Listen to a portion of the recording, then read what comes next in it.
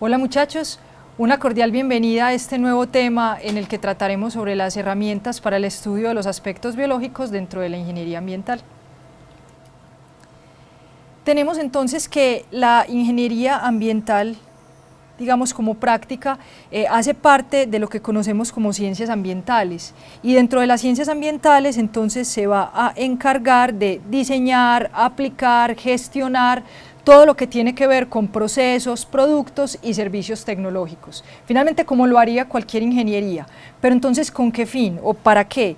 Para prevenir, controlar, remediar problemas de degradación ambiental. Entonces aquí tenemos, digamos, un campo de actuación bien interesante, que es la degradación ambiental, también para desarrollar el uso sustentable de los recursos naturales, ¿sí?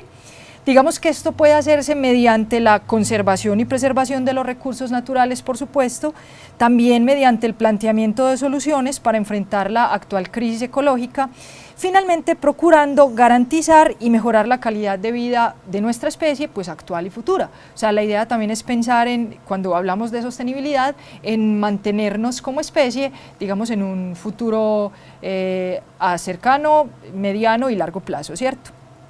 Bueno. Digamos que desde ese punto de vista, entonces por acá retomamos el ingeniero ambiental, que es la persona justamente que va a llevar a cabo pues como todas estas tareas. Entonces debe reconocer, interpretar y diagnosticar esos impactos, digamos, que se están dando sobre los sistemas ambientales, con el fin de poder proponer soluciones, ¿cierto?, de acuerdo a las leyes medioambientales que haya, y finalmente procurando entonces lo que entendemos como una relación ambiental sostenible. Entonces miren que para todo esto, o sea, siempre el ingeniero debe estar en la capacidad de poder conocer las dinámicas ambientales, diagnosticar las problemáticas ambientales, proponer soluciones para esas problemáticas ambientales, en fin, siempre en función del ambiente, pero el ambiente está altamente, digamos, compuesto por elementos biológicos. Entonces, por eso es que hacemos, o se nos hace la biología como una herramienta indispensable para poder llevar a cabo, digamos, el ejercicio del ingeniero ambiental. Muy bien, entonces, ¿cuáles son esos campos de aplicación en donde podemos observar claramente el papel de la biología? Muchas veces hay proyectos en donde se involucra estudio o monitoreo de aspectos biológicos o de la biodiversidad como tal, ¿cierto? Entonces, por ejemplo, ¿en qué caso de sucesos? Cuando se necesita hacer una solicitud de licencias ambientales, porque se va a hacer un proyecto, qué sé yo, una carretera, se va a abrir una minería, se va a hacer cualquier proyecto pues que involucre como una afectación o una intervención sobre el ambiente. Entonces normalmente pues hay que solicitar las licencias ambientales, y estas licencias deben contar con inventarios de biodiversidad, por supuesto, para poder entender qué implican esos inventarios y qué tipo de información tienen esos inventarios y para qué nos puede servir. Entonces pues ahí necesitamos la herramienta pues de la biología. Por supuesto también para hacer gestión de los recursos naturales. Finalmente gran parte de esos recursos pues son entes biológicos. En el caso de modelación de escenarios futuros, ustedes trabajan mucho el área de la modelación, y pues habrá muchas de esas variables que puedan incluir dentro de los modelos que son netamente biológicas.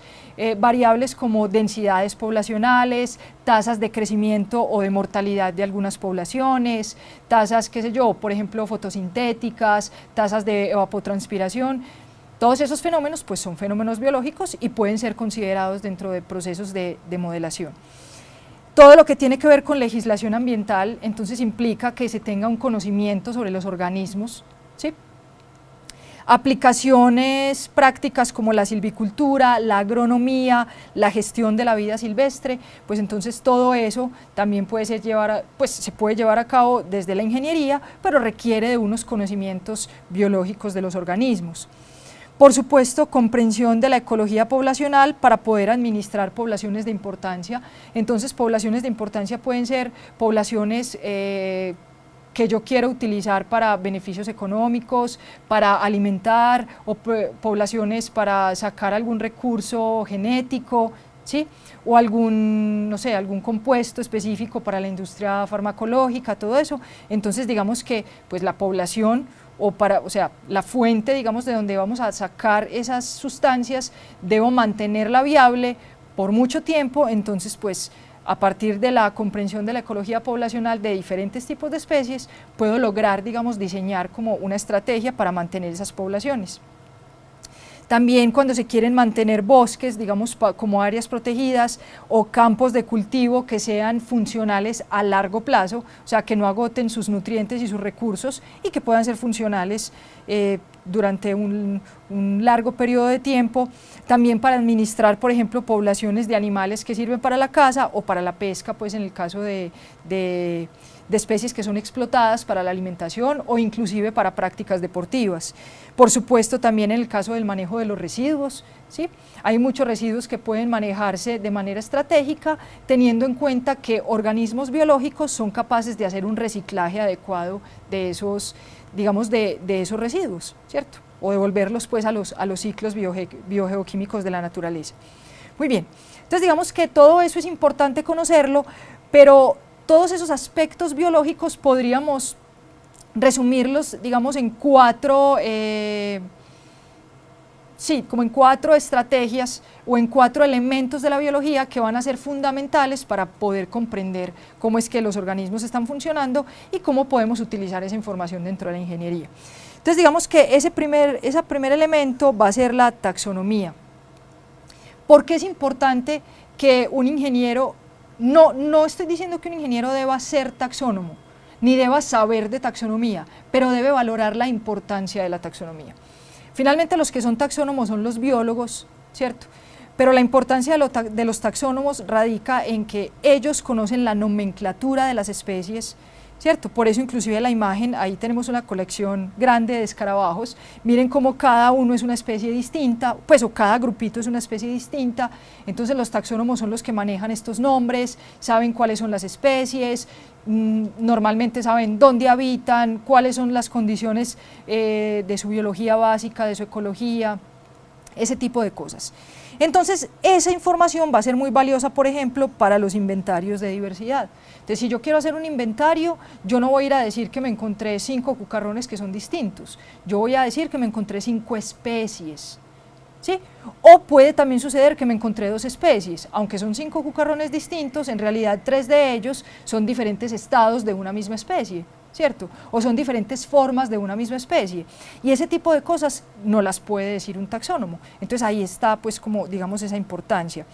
También pueden solucionarse incertidumbres taxonómicas para propósitos de conservación, muchas veces hay disponibilidad de recursos económicos para hacer conservación de las especies, pero si yo, por ejemplo, considero que un montón de individuos que hay distribuidos en un territorio son todos la misma especie, entonces yo voy a decir, no, pues es que hay un montón de individuos, seguramente no están en peligro, entonces seguramente no voy a destinar esos recursos para la protección de ellos.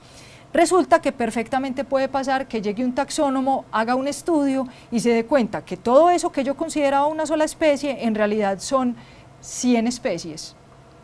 Y por supuesto son 100 especies, pero que ya no cuentan con un montón de individuos, sino que ya cada una tiene una densidad poblacional muchísimo más baja. Y es posible que algunas de ellas sí estén en peligro. Entonces, en esos términos, resolver esas incertidumbres taxonómicas puede ayudarnos mucho con el fin de pedir recursos para la conservación y pues poder llevar a cabo muchos proyectos exitosos de conservación. Tenemos por este otro lado otra de las herramientas biológicas y es la morfología.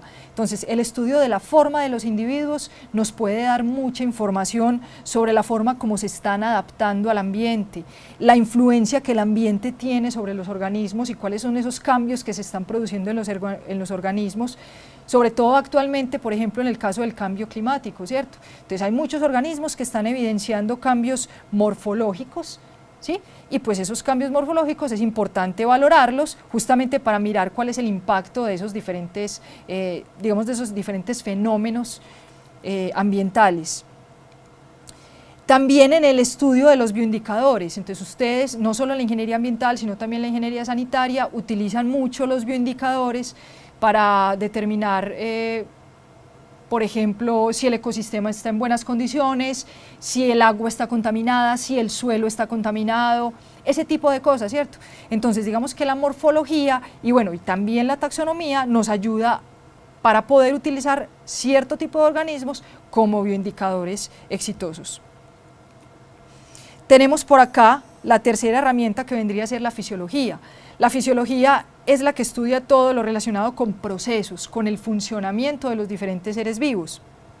Nos vamos a encontrar con que hay muchos procesos que transforman el entorno. Hablemos, por ejemplo, de la fotosíntesis. Cuando nuestro planeta se originó, no tenía oxígeno libre en la atmósfera. Sin oxígeno libre en la atmósfera, la evolución de los organismos que dependemos del oxígeno como nosotros hubiera sido imposible. Resulta que hay un momento en la historia de nuestro planeta en el que aparecen los primeros organismos fotosintéticos, y gracias a esos primeros organismos la atmósfera de nuestro planeta se llena de oxígeno. Y al llenarse de oxígeno, pues entonces se posibilita la aparición de toda una generación de organismos que van a depender del oxígeno para sobrevivir.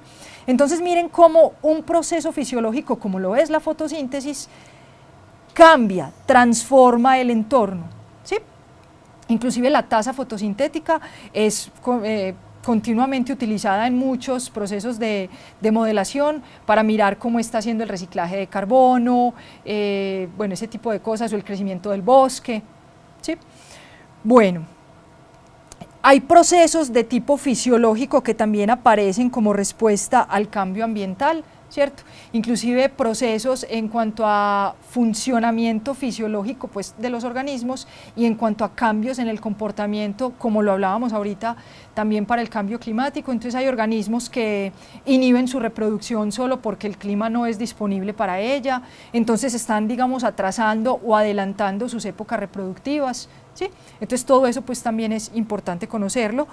Por supuesto, lo que mencionábamos de muchos procesos que pueden incluirse dentro de la modelación, otro de ellos es la evapotranspiración, ¿cierto? Entonces la cantidad de agua que está siendo aportada a la atmósfera, o a esa carga pues de humedad de la atmósfera, pero por parte de los vegetales, y que además es un proceso que también depende de la temperatura, de la precipitación, entonces me permite relacionar otro montón de variables ambientales dentro del mismo modelo.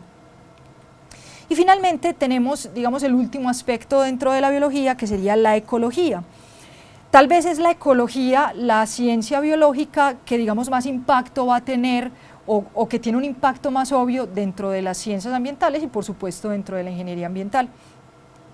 Lo interesante de la ecología es que al estudiar la forma como los organismos se interrelacionan entre ellos y cómo ellos se interrelacionan también con los ambientes en los que viven, entonces termina estudiando otro montón de aspectos que no son necesariamente biológicos, pero que dan un montón de información valiosa, como son estudios en geología, estudios químicos, en oceanografía, en climatología, en meteorología, ¿cierto? O sea, digamos que todas esas disciplinas aportan un montón a la parte ecológica y finalmente pues a la ingeniería ambiental.